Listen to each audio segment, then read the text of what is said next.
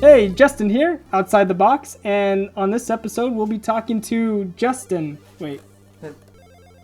Oh, hey, that's Am I hosting or? Huh?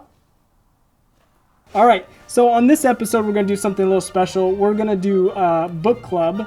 I brought one of my all-time favorite books. It's Jack London's The Seawolf. Okay, I've never read Jack London's The Seawolf, so I'm kind of excited to hear your take on this book and to see whether I want to go read it or not.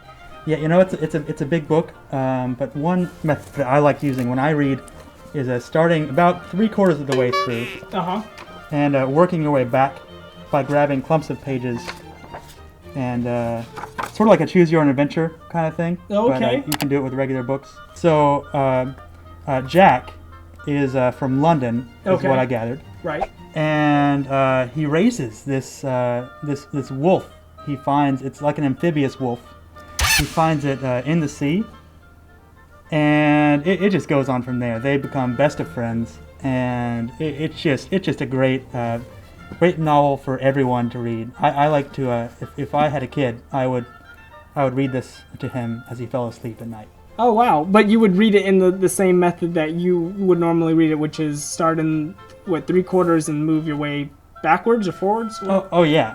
Yeah, I mean, I think that's the best way to comprehend a novel as a whole, So, yeah. I mean, I think confusion is something that we've lost in today's society. Okay.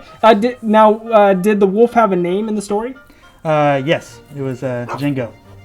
And did they get into any hijinks? Now that you mention it, yeah.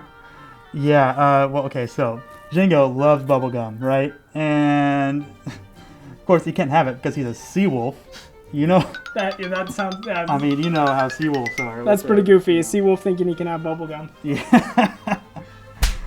I mean, it's almost as bad as chocolate. But it just doesn't dissolve, and their systems can't handle it.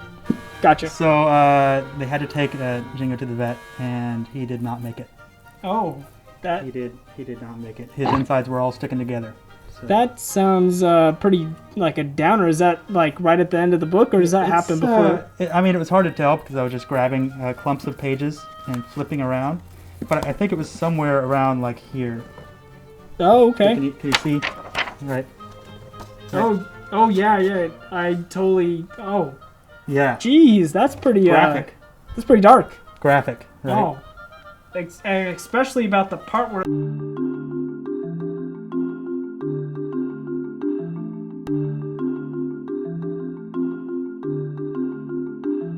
And it just kept going. And the way it grabbed onto the spleen like that? Oh. Yeah, tell me about it. This book has really changed me. I would imagine. What has it caused you to do? I gave away my dog. I just thought, if Jack couldn't do it, I don't know if I can do it. What would I have done differently? So. How did they put down the wolf in the end of the story? Was it pretty graphic, or was it pretty sad? Or they cut him up into pieces for science. Oh well, I mean that's actually kind of a happy ending for science because yeah, everybody wins really except for Jingo. Yeah, that is pretty sad. Yeah. So on the outside the box scale barometer of books to read, I would say this is probably a 3 box, just because of the sadder content. It may be a little hard to read. I want to do a little segment we call. Is there something that you would want to put inside the box on the shelf? The ice bucket challenge.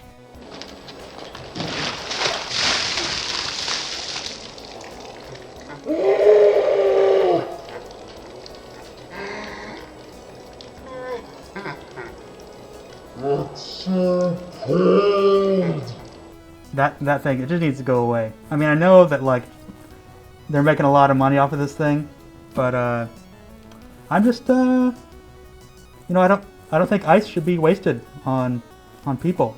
If you see right here, and on page 322 on Seawolf, Jack, he says, that's actually a direct quote from the book.